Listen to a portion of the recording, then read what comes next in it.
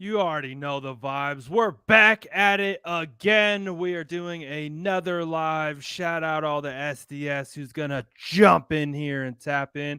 We're going to kind of walk through there. Had some more official injury reports just dropped. We're going to get into some of the official injury reports.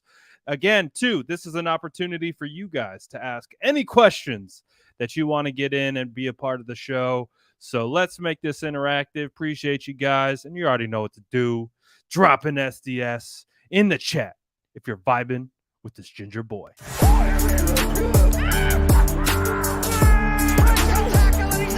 Smash that like button if you haven't already. Love to see it.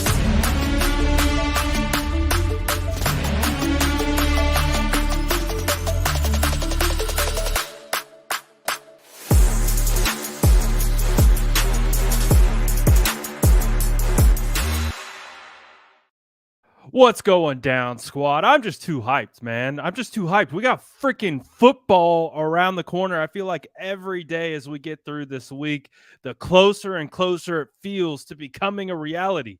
Football is almost here. Detail. You see the vibes. I know you see that intro, and I know you see that intro is on point. Shout out Jesus. We got another one. Shout out all the SDS. Appreciate you guys tapping in. Let's talk a little bit about some of the official injury reports that just came through. I'll get those pulled up and we'll talk about them. We'll talk a little bit more in depth into George Kittle kind of being a little bit of a shocker in the sense of maybe no George Kittle week 1 against the Bears. Oh boy. Was really looking forward to having good old Georgie out there, but it does feel like the groin has popped up, and we will actually see if George will actually be out there. I don't know. You had the 49ers make a roster move today. They added Troy Fumagalli to the practice squad. They already got Tyler Kroft, so if I had to smell it, doesn't smell great. But let's look at some of the initial injury reports. Guys, we have injury reports. We have freaking injury reports. We made it. And shout out my barber. Appreciate you, Mark. You see that little taper action going. Appreciate you guys. But shout out my barber. My boy keeping me right. Bringing me back. You love to see it. But let's look at the injury report. Did not participate. George Kittle, groin. Daniel Brunskill still not out there. The Daniel Brunskill thing, man, I was really hoping Brunskill would be back. Really hoping Brunskill would be back by now. Again, we're going to need him at some point this year. Who knows when it will be. But I would imagine that the San Francisco 49ers are going to have to rely on Daniel Brunskill. But right now, he is still out with the hamstring injury. Dre Greenlaw was limited with an elbow. Nothing too crazy there. I know Dre Greenlaw was kind of limited all throughout training camp. So nothing too shocking there. But some of the good news, full participation from Eric Armstead. God, the 49ers is going to, that defensive line is going to look so much better with Eric Armstead back into the mix. Oh, man, I can't wait. Oren Burks looks to have, escaped a injury scare against Minnesota in the preseason. Jimmy Garoppolo, full participation. Jimmy Garoppolo is ready to go and arguably tied with Eric Armstead and being the most important. Mike McGlinchey, full participation. Let's go. We're going to need Big Mike to show up against the Bears. We really need him back. I know you guys got another glimpse at what life is like without Mike McGlinchey.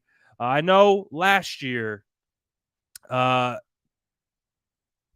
guy stepped in at right tackle and did a pretty good job of holding it down while Mike was out. But you can't expect that year in, year out. Mike McGlinchey is one of the better run blocking tackles in the league, and the 49ers are absolutely going to need him. So this is the first official injury report to come out. I also think I saw a Chicago Bears injury report come out. Theirs looked pretty clean. Didn't really look like they had a whole lot going on in regards to having players be out. So it doesn't feel like the Bears will be hobbling in. Oh, they did have a did not participate from Velus Jones Jr. The 25-year-old rookie wide receiver did not participate. Limited participant Dominique Robinson with a knee. So overall, the Bears look healthy. They look ready to go. You had Justin Fields talking. Thank you. I had a literal brain fart.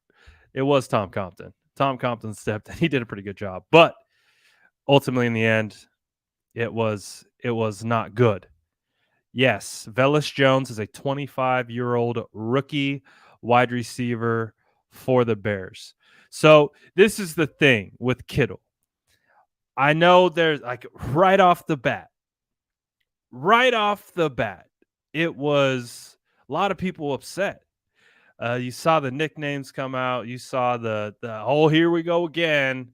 Like we're getting it started again. Not the best news that we could have gotten heading into week 1 against the Bears, but ultimately we understand how to work through this.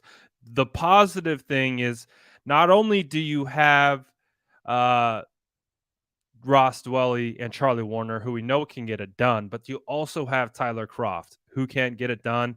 Maybe the 49ers knew about this groin for a while. Maybe that's why they signed Tyler Kroft almost immediately after putting Jimmy Ward onto injured reserve.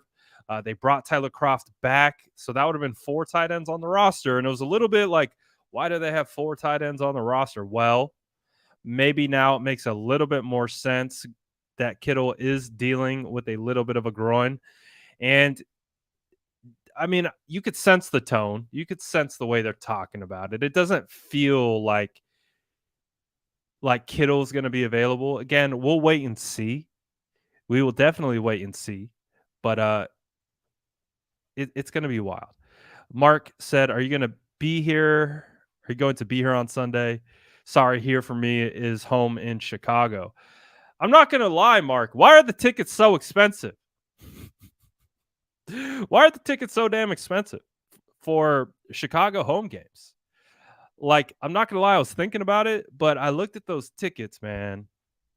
And it was like, if you go into the upper deck, you could literally pick like the last row in the upper deck at Soldier Field, and the tickets are like $300. And I was like, what the hell, man? It's like, does Soldier Field think that they're Levi South? Like, why are these tickets so expensive? I need answers. Is it because they had to replace the turf? Is that why? Is it because their turf was so god awful that last minute they had to come in and get that fresh Bermuda laid out before this game? And like, what? They're passing those tickets on? Do they somehow know I'm a 49er fan? I was like, what the hell? I was like, why is it so expensive? And on top of that, I was like, it's gonna rain too. I was like, ooh, not looking so good. I don't know. I might have to save that Monday or that money for a different game, because I was like, damn. I was like, 300 for nosebleeds? Ooh. I get it. Soldier Field is historic. There's a lot of history there, but tell me, Mark, why? Why is it so expensive? I need answers. We all need answers. Our other Mark needs answers. Mark says, I'm going to Niners versus Rams at SoFi. Yeah, I'm definitely going to get to a few away games. Haven't really figured it out and mapped it out exactly yet, but we're definitely going to be getting there. And Gav, I know this just felt like the most perfect opportunity for Kyle Juszczyk to come in there and get the captain's patch. It really did feel like the prime opportunity for Juice to swing in from the top rope and get the captain's patch. What is going on? We need answers. Why is it Juice the captain? Come on. No, clearly the 49ers grabbed 6 captains. Fred Warner, Nick Bosa made the list. Love that. George Kittle. You had other guys like Jimmy Ward, Eric Armstead. And apparently,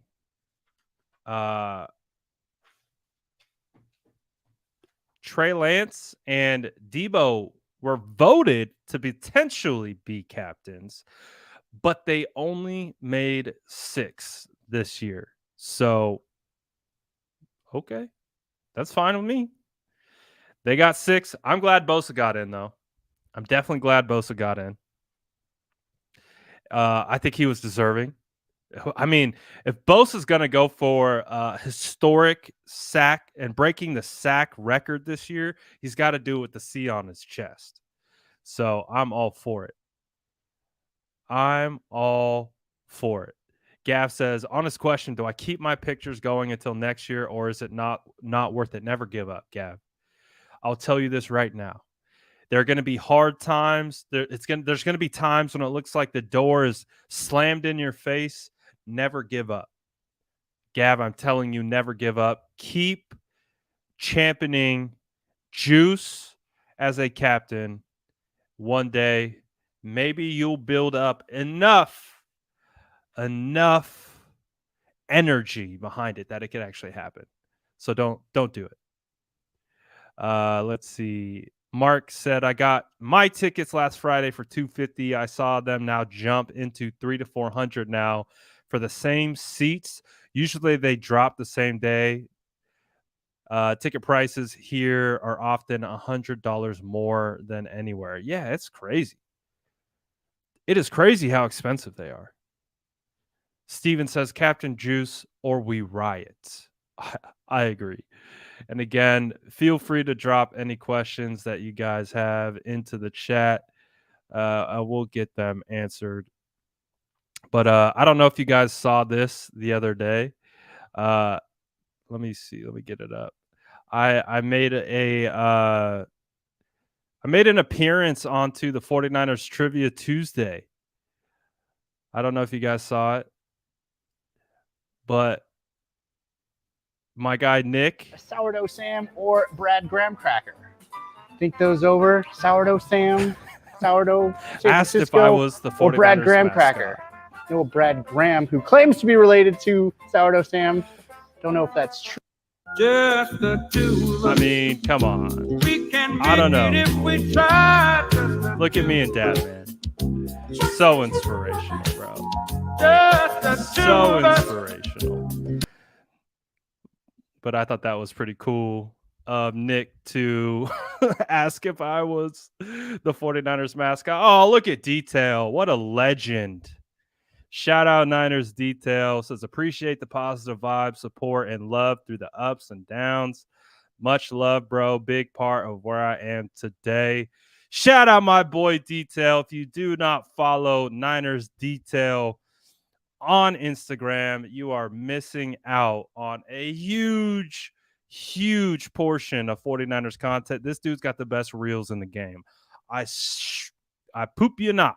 Like, this dude has an opportunity to carve out a legitimate role for himself, especially the way reels are taking off across all platforms. This dude has got it. He's got it dialed. Make sure you're tapping in with the legend Detail. Bro just had a reel get 1 million views. The hell, man? That's how you know my guy's on the way to the moon. You love to see it. Shout out my boy Detail. Make sure you drop him a follow. I promise you're not going to regret it. Y'all got Instagram. Oh, he's got a trailer coming. I can't wait. Shout out to everyone dropping in super chats. We got Ruben saying, just finished State of the Franchise video and saw that you were live again. Heck yeah, Brad. Can't get enough of your content. Love your hell yeah, Ruben.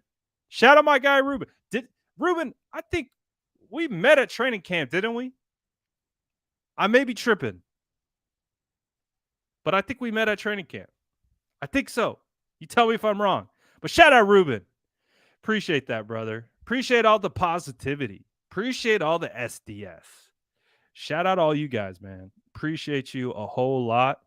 And shout out Ruben, legend.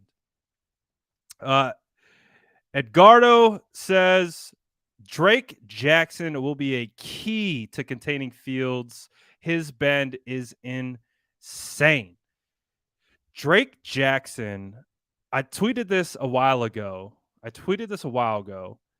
but I really do believe that Drake Jackson has an opportunity to make me forget about Brian Burns. You guys already know.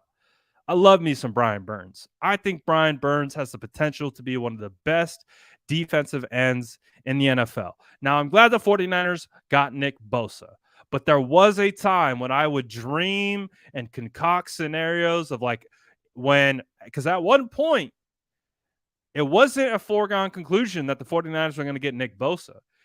Before Arizona made the admission that they were moving on from Josh Rosen, everyone thought that Nick Bosa was going number 1 to Arizona. So that's what the whole pre-draft process was. So I'm at 2 with the 49ers, and I'm like, I don't want Kyler Murray. Someone's going to want Kyler Murray. So let's concoct a trade back scenario. So that's when I'm like, I'm in the GM lab. I'm like, 49ers can get Brian Burns at 6, maybe add OBJ. Oh, those were some of the firest times of 49ers content.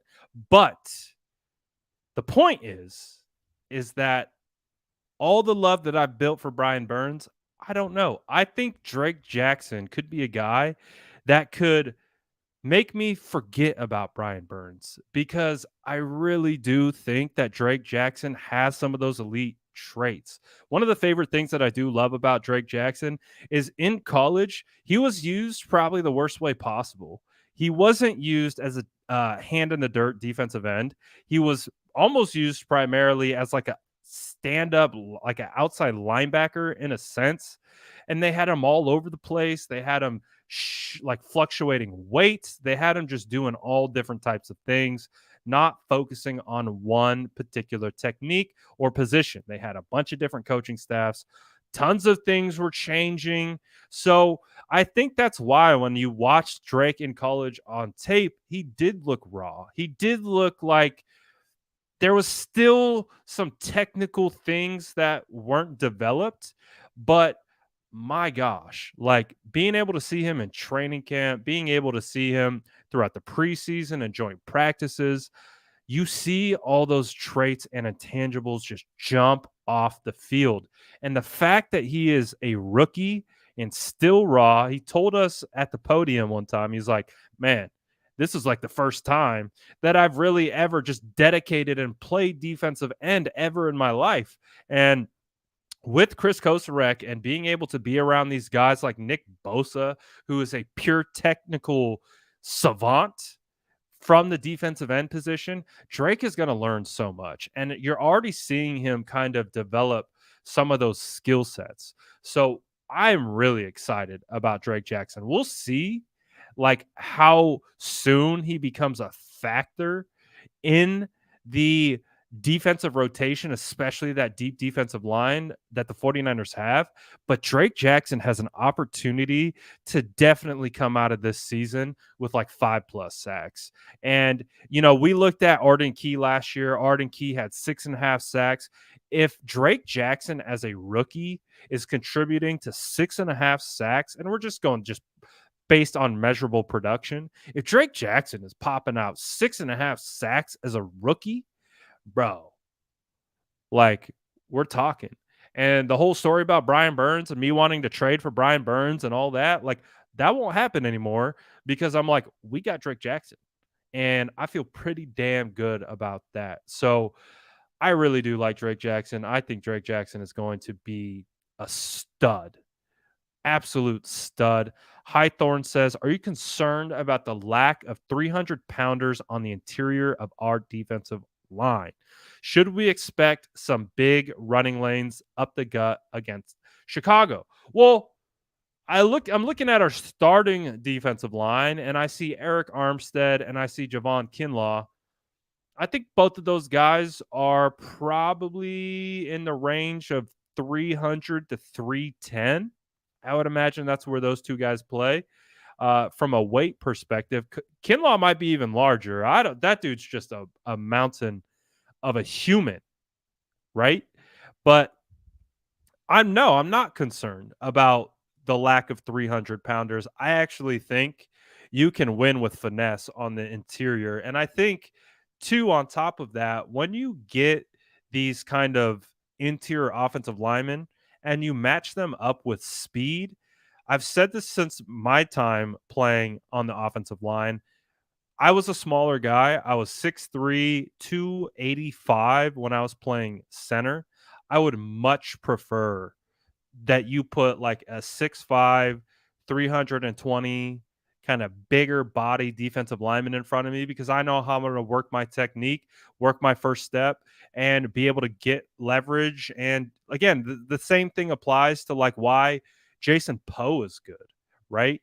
A guy that's maybe under 6 foot but plays offensive line. If you know how to win and work leverage and you have speed behind it and you have strength, it really doesn't matter how big you are. So as long as I don't mind it at all. The short answer is no, I don't mind it. Kevin Givens, Kerry Hyder, if they play on the interior, if you kick Charles Omenihu down to the inside, I really don't mind it at all. I think speed and length with proper technique you can actually use that against bigger offensive linemen that are slower footed and things like that. Because I'll talk about offensive line, like it's harder to react and recover for interior offensive linemen because they're so used to just being big and like taking on contact, moving bodies, digging bodies out, doing that type of stuff. When you add a speed element, I think that's why we saw guys like Arden Key be successful last year. So I really am not concerned about I don't need the old school big, just big bodies, on the interior. I prefer my defensive line to be a little more souped up, a bunch of little race cars out there. That's what I'm looking for. A bunch of NASCAR packages rolling out there. Looking for it. Definitely looking forward to that. Oh, this is a bold take. Jake Brendel going to be an all pro this year. I don't know about all pro, but I do think Jake Brendel is going to have a pretty solid year. Jake Brendel was a guy that really needed to kind of prove it to me. I think he did enough. I think he did enough to give him the benefit of the doubt that he can be a guy that can be serviceable for the 49ers. And these are the things that I look for in my centers. I want my centers to be cerebral. I want them to be smart. I need them to be able to identify pre-snap alignments, call out the mic, slide protection to the correct place, understand how to pick up stunts, keep your head on a constant swivel because they're always trying to game you up. All those types of things. Jake Brendel's proven to me that he can do those things. Now, Jake Brendel, is he going to be a mauler? Is he going to be a Quentin Nelson type like athlete? I don't know. I don't know if he's going to be like an overpowering center. But what I see from Jake Brendel is I see he knows where to be, and he knows how to take the right angles, and he knows how to spot stunts and be in the right place and pick up blitzes. And if he does lose, I see him recover. So I've actually been pretty happy with Jake Brendel to this point. Now, we didn't see him go against your Kenny Clarks. We didn't see him go up against these guys in these preseason games that we're going to be top-notch defensive tackles. But overall, I think he did pretty well. I think he's going to be pretty good for the 49ers. We're going to see again. I think these first 4 to 5 weeks, are really going to be huge for just building continuity for this offensive line. Give them a chance, right? Give this offensive line a chance to play together, get reps, and be able to do it and show it. It's not going to be perfect. It's not going to come out and just be just rainbows and lollipops. They're going to be the best interior offensive line in the league, but give them some time.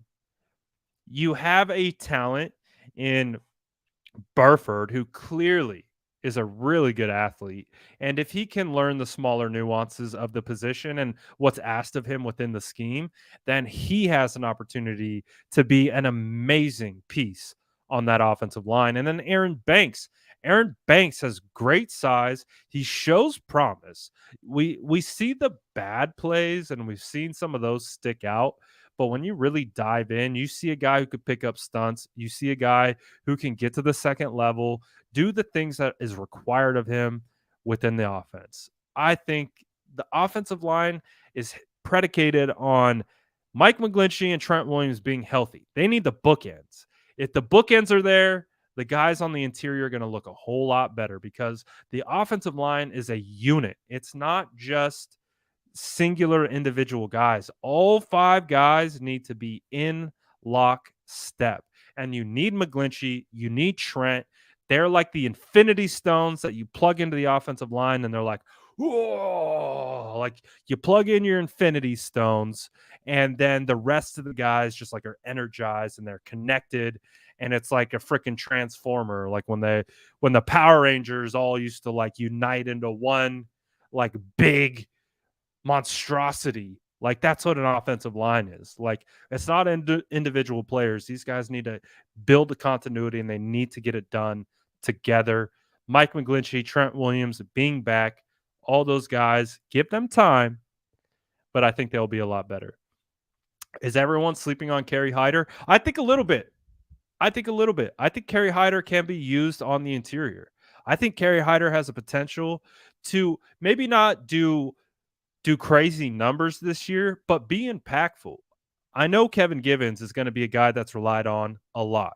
I do think Eric Armstead and Javon Kinlaw are going to get a lot of run on that interior, but I think there's going to be a lot of shifting around. I think Kevin Givens is going to be relied on. Kerry Hyder in training camp proved to me that he can play on the interior and the outside. So that value of being able to shift up and down the defensive line is going to be huge. So I do think Kerry Hyder, I don't know if we're looking at, the sack production that he had in 2020, but I do see an opportunity where Kerry Hyder can and will be an impact this year. D says, knowing his assignments seems more important in Shanahan's offense than being a mauler. There's a reason why the guys that you see in these schemes, in the offensive scheme, they're, the Brunskills, the Persons, even the Weston Richburgs. Weston Richburg played pretty well in 2019 before he went down. They just got to be able to move. You got to be able to get to second level. They're not pass blockers. Like it's really Kyle Shanahan's like philosophy for offensive line up until this point has been run first offensive lineman. Trent is a unicorn. He can do it both. But you look at everyone else, even Laken Tomlinson. Like I think Laken Tomlinson was okay in pass protection. I didn't think he was great. I didn't think he was bad. I thought he was okay. Like he did pretty good job. He was good at picking up stunts. He was able to handle one-on-ones and bull rushes and things like that. But on occasion, he'd get beat to that with inside or outside speed. But these guys would work really well in the run game. You look at everyone. It's their best attributes on the O-line, or for the 49ers at least, have typically been run first type of guys. So, and you got to know your assignment. Assignment sound is huge. If you're not in where you need to be, the whole play will just crumble. And we saw a little bit in that preseason. Like if you technically based, like let's go back to that Aaron Banks play where the guy blows up the entire play because he gets interior pressure. Dwelly, or I think it was Warner, wasn't able to pull across the line because he got interior pressure. If Aaron Banks just gets his head across, gets his head in front of the defender and blocks down, then the whole play looks different. But he doesn't get his head across. He gets his head behind, pushes the defender upfield, and he destroys the play. People are going to look at that and be like, "Oh, terrible, terrible technique. Get your head across." They can't. It's a lot harder to run through you than it is to just give them the inside. So I look at that as technically based. You can fix that. Like, I think people see that play against the Texans with Aaron Banks. Oh, he's trash. Oh, he's not good. We got problems. No, it's literally just get your head in front of the defender because it makes it much more difficult for the 49ers or for the defender to run through you than it is if you put your hat on his back and you push him upfield. Do I think Danny Gray takes over Jennings this year? I could see it. I do think Danny Gray has an opportunity to develop a big role before the season is over. Danny Gray looked really good in all throughout training camp, all throughout joint practices. You guys saw what he did in preseason. Danny Gray has an opportunity to be a factor for the 49ers. Man, if you play Dynasty, I like to because this is how we play general manager. If you play Dynasty, it's your form of constructing and building your own teams. I'm trying to get Danny Gray everywhere because I do think there is an opportunity for Danny Gray to be a big hitter in this offense. I mean, again, the speed is tantalizing. Like, you look at the speed, it's real speed. You've heard John Lynch talk about this. Sonny Dykes, former Cal head coach. I know Sonny Dykes well. He was also the coach, I think, down there at SMU. I don't know. Sonny Dykes is down there in Texas coaching football now. His offense is predicated on speed because it's the air raid. So he spreads it out and he needs speed. He told basically, I guess John Lynch, the story goes, John Lynch calls Sonny Dykes and Sonny Dykes is like, this is the best speed I've ever seen on a football field when he was talking about Danny Gray. And he's like, it's real speed. Like, because there's track speed and then there's football speed. Sometimes football speed doesn't translate to 40s. Sometimes football, like track speed just does not translate into football speed and vice versa. Well, Danny Gray's speed is real on a football field. And we saw it. He dusted Pat Pete in joint practices. Now I get it. Pat Pete, little old, little crusty, but that man's a legend. That man is fire. Like he might have lost a step, but he still had to beat the safety too. And Danny Gray just cooked him down the sideline.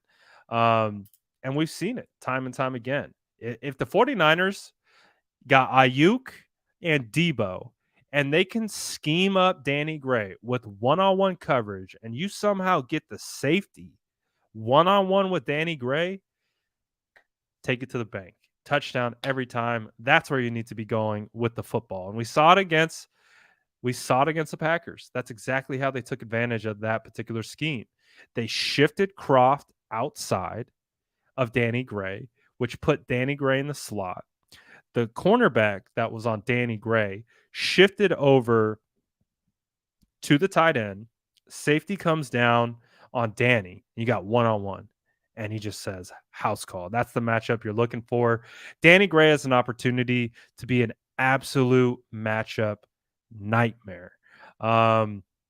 So I'm looking forward to it, man. I think, Jennings, I love Jennings too. So this is tough. I love Jennings.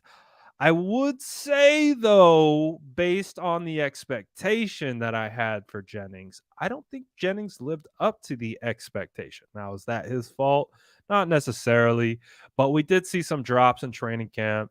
It did feel like he was inconsistent in training camp, but we do know what Jennings brings to the table. Great blocker. He's going to be a great base down player for the 49ers, especially in the run game. What I think one of the biggest plays that stood out to me from training camp was an outside zone from Elijah Mitchell to the left. Oh, Danny Gray was a part of this one too, though. Danny Gray was a part of this one too. So you had Danny Gray blocking out of the slot. You had Jawan Jennings blocking the outside corner. And then you had Elijah Mitchell wiggle and get free on an outside zone. Um, it was great blocking from Jawan, but it's great blocking from Danny Gray too. So I think Danny Gray, man, you guys remember how excited I got when the 49ers drafted Danny Gray. I really do think he's going to be a player, man. I think he is. I think he's already feeling the Kyle Shanahan pressure of being a wide receiver in a Kyle Shanahan scheme, but I think that's only going to make him better. I think the 49ers, man, the 49ers sneaky like have a legitimate wide receiver core. Uh legitimate. So I'm looking real forward to it. I think it's gonna be fire. Gray and McLeod going to score 6 touchdowns on special teams this year. Uh, I like Ray McLeod too. I don't know what the consistency is going to look like with Ray McLeod. However, I do like Ray's his intangible traits. I like what he brings to the table. I think he's absolutely going to be the starting returner for the 49ers, but I think he's going to be that kind of gadget piece that you can mix into the offense and do a whole lot of different things. Think he could play a little bit of wide back, run some tunnel screens. He's just a guy that you want to get the ball to, whether it's in space, behind the line of scrimmage, down the field. I think the biggest thing for McLeod that I saw of him this year was his ability to win over the middle. That to me, if you can win over the middle, he could win outside the numbers. He could win deep, but he was winning over the middle and he was making tough catches over the middle. That to me proved like, okay, you're more than just a gadget guy. You can make those tough catches in traffic, getting hits, and I think he could be legit. I really do. I don't know, again, what the consistency usage is going to be looking like, but I really do think he's going to be good. And we got D Brown saying, "Y'all think everybody is going to be a superstar?" Hell yeah, bro. What are you talking about, D? Come on, D. Do you not see? Do you not see what this team is building? You have literally a roster. Let's recap who Kyle Shanahan and John Lynch have drafted. D, come on, D, man. Come on, D. George Kittle, Fred Warner, Debo Samuel, Brandon Ayuk, Elijah Mitchell, Trey Lance Loading, Nick Bosa. You got Aziz Al-Shaair developed in the lab in Santa Clara, homegrown. Emmanuel Mosley developed in the lab, homegrown. Oh, don't forget Mostert. The Mosterati, not drafted, but developed in the lab. You got Hufanga coming up. You got Dre Greenlaw, 5th round pick, probably going to get a check this year. Come on, D. We got superstars everywhere.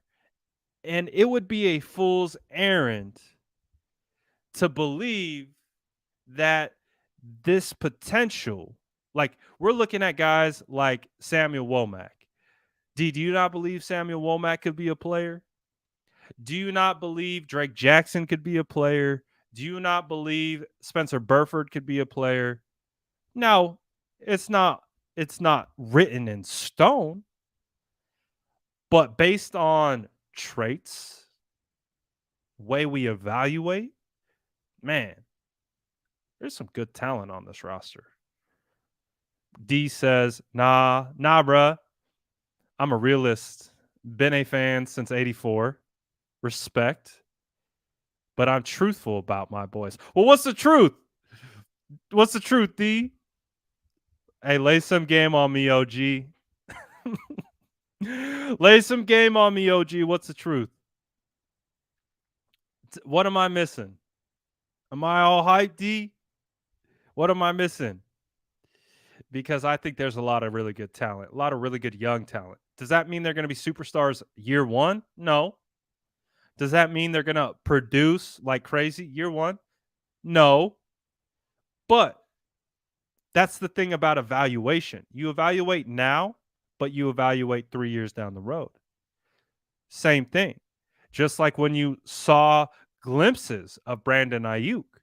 When you looked at Brandon Ayuk, you saw glimpses as a rookie and you're like, "Oh, we can see why he was a first round draft pick. Like we can see the talent and what they're talking about and the guys that they're comping him to. Like, oh, we can see that. It's not they don't always hit. We're not talking about,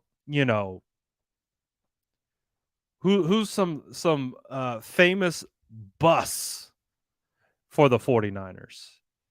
AJ Jenkins. No one in their right mind talked about AJ Jenkins like we're talking about Danny Gray.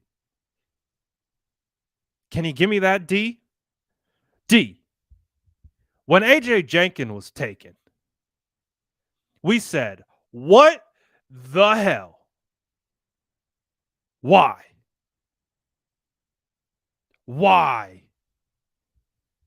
First round? AJ Jenkins? Did I call AJ Jenkins a Hall of Famer? No. I said, what? I was pissed.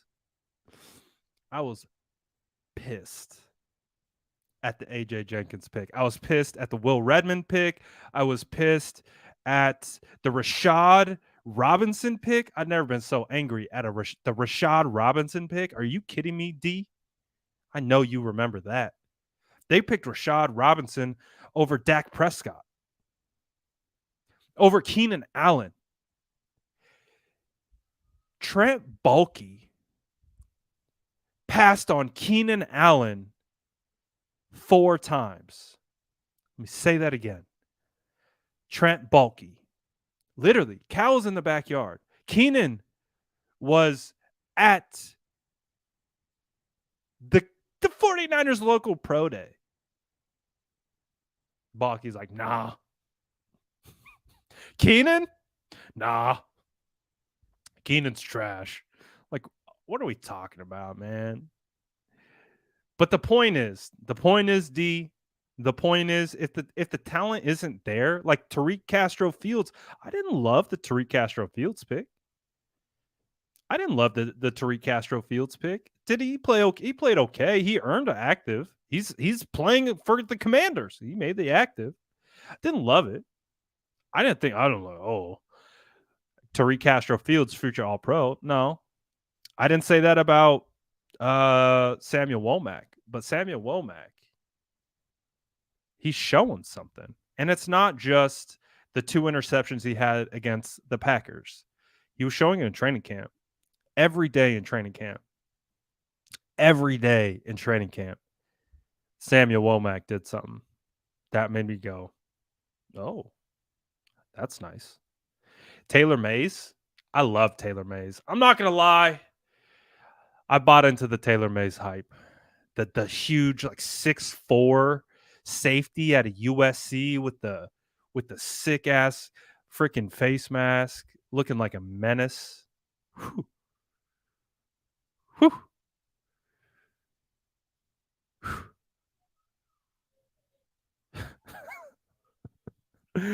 My guy said, can't we just get realistic coverage somewhere between the Sugar Plum Fairies and Grant Skies?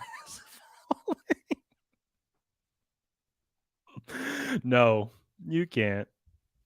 Yeah, maybe. Maybe. I don't know. That's a good question. But Hey, I just love evaluating football. So, D, in case you didn't know, since we're just going off on a tangent now, and no, there's all fun and games, by the way.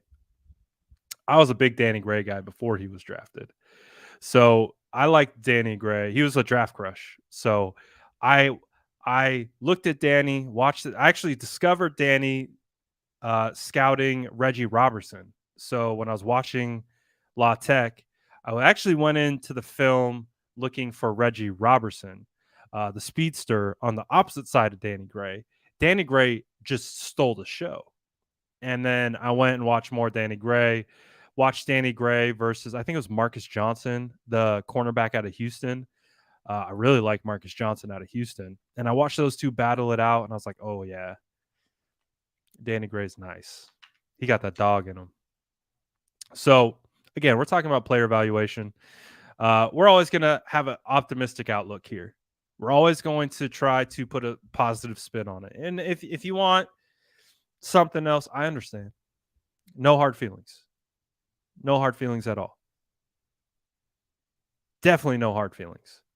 But I'm not going to go out of my way to just take a dump on players' decisions because I do believe in nuance. I do believe there's a lot of things also that we don't know as the outside looking in. So I'm also not going to be the first to just crap on a decision, crap on a something that I don't truly understand fully. I definitely like to gather all the information first. And so I'll have tempered thoughts and they will be based in, you know, optimism. If you want to call that sugar plums. Sugar plum fairies. I like that. That's nice. That's nice. Uh but we're having fun here. I like when we go off on tangents, man. It's fun. We're just hanging out. We're just hanging out. Hendrick said, "What happened to Kittle? That groin, baby. That groin is acting up. So I don't know if we're gonna get. I don't know if we're gonna get Kittle for week one. Kind of feels like we're not gonna get Kittle for week one. But is it the end of the world? No. Is it the best? No. Um, do I have faith in our backups? A little bit. Definitely more than last year. Last year, I didn't know what Charlie Warner exactly was. Ross Dwelly was kind of having a bad year, but we didn't have Tyler Croft either. So those three now I feel much better about than I did last year. Appreciate you, man. He says, "Come on, I'm a sucker for it all, from Cone to Lombardi, and all you hardworking boys in between." I appreciate you, Frank. Hey, man, the best thing, though, the best thing about the 49ers content game, you can literally find whatever you want. That's the beauty of being a 49er fan is you literally can find whatever type of 49ers content that fits what you're looking for, like literally. Like you guys have it made. There's so many good content creators out there. So many different vibes. You can literally pick and choose like what vibe you like, who you resonate with. It's all good. I'm not everyone's cup of tea. I'm not made for everyone. That's all right. I don't take it personally. It's all good. Is Debo good for week one then? Yeah, Debo's good to go. Debo's rocking and rolling week one. So I don't think that's going to be an issue. I think I think we're going to see prime wide back Debo. I think I was kind of joking about it, but the more I got thinking about it, someone asked who's going to be leading the leading rusher against Chicago. Jason on State of the Franchise, Jason Aponte nailed the answer. He said 135 overall rushing yards for the entire team, and he said Elijah Mitchell is going to lead the team in rushing. I was like, perfect answer. But I was like, well, I think that the team's going to have 136 yards rushing, and Debo Samuel will lead the team in rushing. Now, I don't know. I don't know about that, but I do think Debo. I want to see it. I'm gonna get hyped up, man. Like when we see Debo like motion in to the backfield and they run zone read with Debo and Lance, that's going to be so fun to watch, especially if Trey Lance is going to be able to uh hold a defensive end. You know how the defensive ends work. They either crash down on the running back or they break down and they got eyes on quarterback and they just kind of stand there because they have to keep outside contain. So if you get that kind of relationship where a defense has to account for Trey with Debo in the backfield, that takes away a defender potentially from stopping the play, getting the correct numbers up front that you want. I think that could be fun, man. I hope we get a couple zone read keepers from Trey. I really want to see them utilize his legs. I think that would be a lot of fun. I really do think that would be a lot of fun. What do you think our game plan is in Chicago with the inclement weather? I do think it's going to be a lot of running. And so if you can get creative too by getting Debo the football and getting him the football as a runner, again, he's got incentives built into his contract. That's not something that is unrealistic that you could think could happen. But you got a healthy Jeff Wilson. I think you're going to see more out of Jeff Wilson than we saw last year. Elijah Mitchell's bulked up. He looks healthy. And then you got Jordan Mason. Is Jordan Mason gonna suit up? But I think the hope is that we see a lot of running. And I'm looking at over 30 carries in the game. If the 49ers get 30 carries, historically, they win the football game. So, especially with the weather, new field, and Trey Lance getting his first start this year, don't put it all on the kid's shoulders. Plus, on top of that, like you're gonna want to play the time of possession game. I think that's going to be a part of the scheme throughout the entire year, just time of possession. Like limit opportunities from the other side, because when you limit opportunities for opposing offenses, then when they get the ball, they're in a more like they're cognizant, like, oh, they just drained 6.5 minutes off the clock. Like we understand we have limited possessions. That gives your defense a little bit of extra juice, understanding that they only have so many times that they can touch the ball. So I think running the football is going to be at the forefront of the game plan against Chicago, whether that's Trey Lance running some zone read, Debo Samuel out of the backfield, or any of the running backs that we mentioned. I think it's going to be a good time. I think they're going to go off. I think we're going to see some good upfront blocking from the offensive line. I'm really looking forward to this game on Saturday. At least seeing it in real time with some scheming. We're going to get all the pre-snap motions. We're going to get linebackers shifting right into the perfect spot. Like, I can't wait. I can't wait for that. Hendrick says we might run the ball 30-plus times Sunday. Gosh, I hope so. I appreciate you, Mark. The best 49ers content game. Brad, mother effing Graham, the GOAT. Appreciate you, Mark. You're the GOAT. Jesus says, bro, every time you post, Brad, I try to be the first to like on everything, Twitter, Instagram, and YouTube. I appreciate you, man. Like, I see you all over the place. You're a real one. I appreciate you, Jesus, so much, man. And you made me look real good in front of my wife, too. I gotta shout out Jesus, man. Dude made me look like a superstar in front of my wife. Appreciate you, dude. Legend. Yeah. I can't wait. I can't wait. He said 135 sounds a little low. Could be better. Mark says there was a video posted of Debo running routes out of the backfield today. Oh, bro, I told you all offseason. I've told you all offseason, they are going to throw to running back. Oh, I didn't even think about that.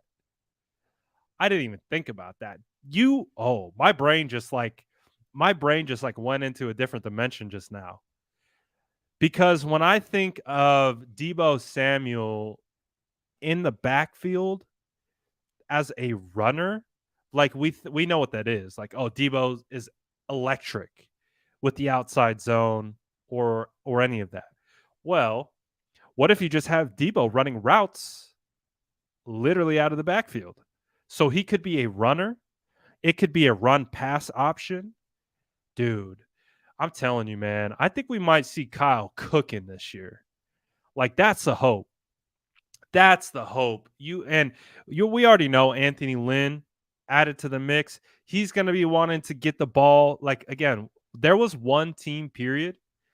I forget exactly what day it was, but I just remember like writing down in my notes, like the whole team period that they had was getting the ball to running backs out of the backfield.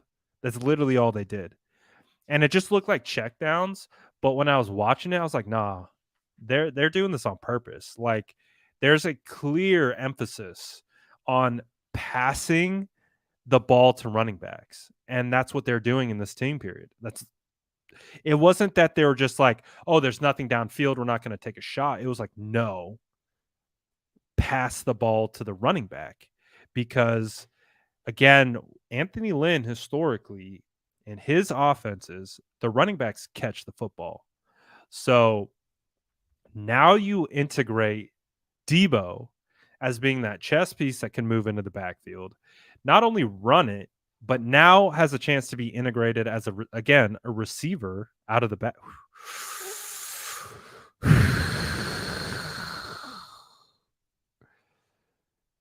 I'm excited. I like that. I don't know why I never thought of that, but I'm glad you brought that to my attention. I'm definitely glad you brought that to my attention. I really think, oh man, with Trey Lance, if you're putting Deebo Samuel in the backfield and you got Danny Gray out there, you got Ayuk and Jennings, and you're still showing threat of pass, but you have Deebo in the backfield, but you run a Texas route with Deebo out of the backfield, like, and you get Kyle scheming up Deebo on linebackers. I just can't wait. Again, what we saw in the preseason, we didn't see any scheme, man. We didn't see any of the manipulation. Everything Kyle does is he wants to manipulate that defense. He wants to force them into a certain position based on the rules of the defense that he knows they're going to abide by, and then attack that. So I like that. That got me excited. Sent me a DM. Which DM? Let's see. I have so many DMs. I hate going into my DMs. My DMs are gross. They're extremely gross. Very gross place to be. So many messages. Oh, there it is. All right. I want to see. We could all watch together. The power of streaming. Let me see here. Shout out, Mark. Let's see what we got here. Ooh, yes. Oh, this is a choice? This looks like a choice.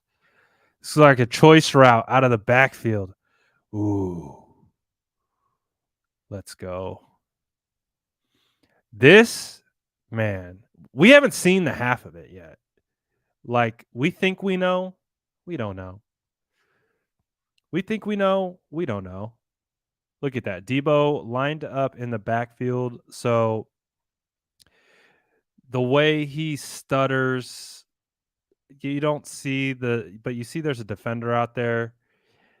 This could be a choice route, which gives him the indication to cut inside or outside based on the alignment of the defender. But these are the wrinkles. These are the things that could really take this team over the top.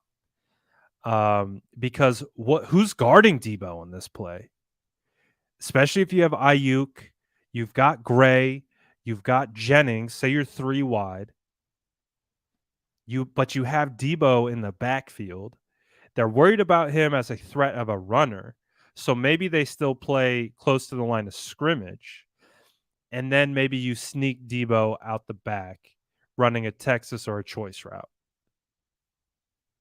Shout out, Mark. Appreciate you tagging me in this. Yeah, that's exciting, man. So I think that's the thing I'm most excited about for Sunday is seeing this offense. I think that's what we got excited about with Trey Lance. And, again, Mac Jones wasn't a bad quarterback prospect. He just was a Jimmy G type prospect. He's a pocket guy. He's going to work well within the pocket. He has good pocket movement. He has pretty decent pocket awareness, but there's no added element of zone read or quarterback designed runs. The reason why that's impactful because it changes the relationship of the defense to the offense. When you have a standard quarterback that you're not worried about the threat of the run, it changes their cues. It changes their keys and what they're focused on. If you got a guy like Trey Lance and you show the threat of zone read and you show the threat of run and him to hurt you with his legs, they're either going to have to put a spy, they're going to have to pay attention. And then you have to focus on, okay, what do they do in these scenarios and how do we take advantage of it? So I'm really looking forward to it, man. Yes. The creativity. We haven't seen it yet. We have not seen it yet. So I'm really looking forward to it. Really, really looking forward to it. Are you afraid the rain would make the 49ers one-dimensional? No, because I think the 49ers want to run the football regardless of the rain. I really do think the 49ers want to run the football regardless if the raining conditions are there or not. So I don't think it will. I really don't think it will. I'm looking forward to it. I'm looking forward to it, man. I think it's going to be fun. But we're one step closer, guys. We are one step closer to 49ers football. Tomorrow is Thursday, which means smell that? Ooh, smells like football. Smells like it's going to be here so fast, and I'm so excited about it. So I appreciate everyone tapping in today for the after show. We did the state of the franchise today with Jason and Ponte. Figured I'd just come on, chop it up a little bit. Say what's good to the squad. Get hyped up about 49ers football. Looking forward to it, man. Looking forward to it. Really excited about this season. Really excited to see Justin Fields. I love Justin Fields. He's got a cocky confidence to him a little bit. He does. He's got a little bit of a cocky confidence to him. And I'm ready. I'm ready to see how it all plays down. So appreciate you guys for tapping in. I'm going to head out. You guys have a phenomenal rest of your Wednesday. You already know we got content coming in everywhere. More content tomorrow. All that good stuff. Shout out to all the SDS, man. Looking forward to a fire season where our community continues to grow, get bigger, and the yeast rises like crazy. Looking forward to it. Y'all the best. I'm out of here for now. Y'all have a good night. Peace.